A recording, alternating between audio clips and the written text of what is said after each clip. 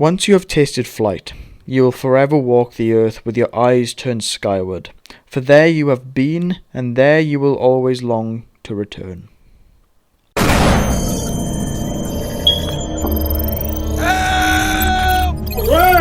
Help me! Hey guys.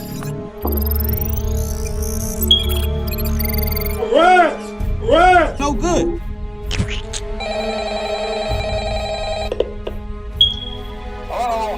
Hello. I wanted to record a message for you to help you get settled in on your first night. That was a drone video I made a few months ago. You may notice the expert flying and how I never missed a single beat. That is because the drone footage is not mine. It is from the internet. I grabbed it from YouTube. Here's the original. I do not have a drone. However, I have the ability to direct a drone operator, and in order to do this, I need to know the rules and regulations behind using and operating a drone.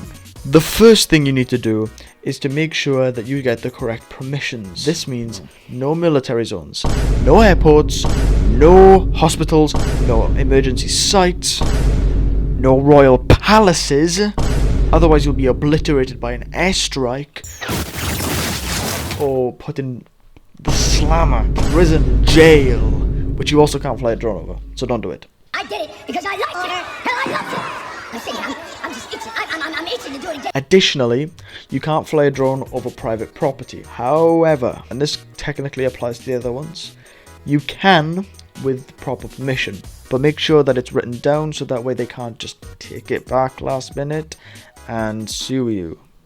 No lawyers. Lawyers are the number one enemy of a drone pilot, along with wind, birds, and just really hittable people. In order to fly over places like hospitals and airfields like airports, or just a helipad or somewhere far away even, just out of sight, you need to make sure that you get a NOTAM. When requesting a NOTAM, it takes about 5-ish days.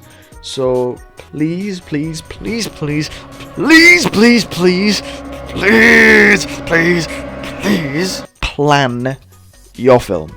Plan it. Lastly, you need to make sure that your pilot is qualified enough to fly a drone. This means that they need to have an operating license, not a flying license. I have a flying license, and I got it by answering 40 questions on some CAA website. An operating license is a few more questions after that, and you need to be able to fly a drone, let alone have a drone to begin with. You don't want a court case, you don't end up in jail. I have a gavel. I'll be the judge. Dead. Flying a drone is so unbelievably easy. Not crashing the drone is the hard part. Start by making sure that you are qualified to fly, or your flyer is qualified to fly on the wall. Whoa, there's a fly on the wall. I can't stress this enough. Make sure you do not crash the drone into people or buildings. They tend to not like it, right? People tend to not like getting hit by a drone. However, lawyers would love it if you crashed into people more often. So if you want to help them out, hit a few people. I don't know. This takes me to the biggest enemy of the drone. Birds! Birds! Birds! Under all circumstances, any circumstances, do not fly into a bird. It's gone. It's gone. Birds. Stay away from them. They hate drones. No, they love drones. They eat drones. Breakfast. To ensure that malfunctions don't happen, make sure to adequately check your drone before lifting off and going to fly. Don't overcharge your batteries.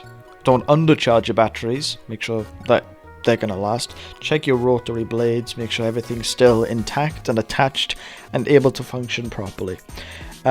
Make sure you also test the return to home navigation system before taking off. Make sure that you are in an open area, nothing obstructing you, no buildings. Don't fly the drone indoors unless it's an adequately sized building like a gymnasium. Make sure that you do not at any point choose to crash the drone into your friend. Friends don't typically like getting hit by drones. I can say I personally wouldn't want to get hit by a drone. More importantly than making sure that your friend has a face, make sure that you put your number on the drone. For when your drone gets lost, if your drone gets lost, if you're smart, it won't get lost. But if it does, make sure that if someone were to find it, they can return it to you. And obviously, the odds of them returning a drone back to you are slim. But, you know, maybe some wildlife will find your drone and maybe they'll contact you. You never know. That is why it's important to practice emergency stops. So, if you feel your drone is low on battery, there's high winds, there's birds, don't bring back the birds, don't bring back the birds, the birds, the birds, the birds, the birds.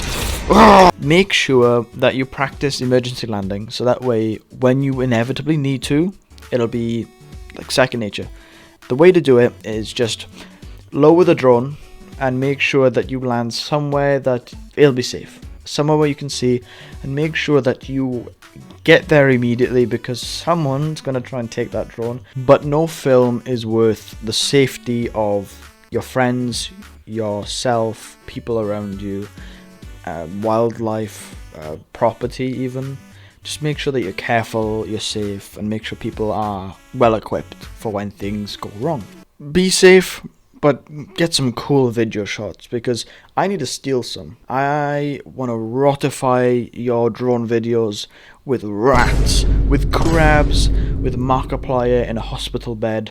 Hey guys. And if you're wondering the significance of the video at the start, there is none, right? That is just what I made with the resources that I had. I didn't have any footage. Originally I was supposed to, but I never got the files, so I used what I had, YouTube. It really doesn't go beyond drones fly, right? That's all the video is. Drones fly. Grass is green and the sky is high. Allegedly. See you in a bit. Gah! Gah!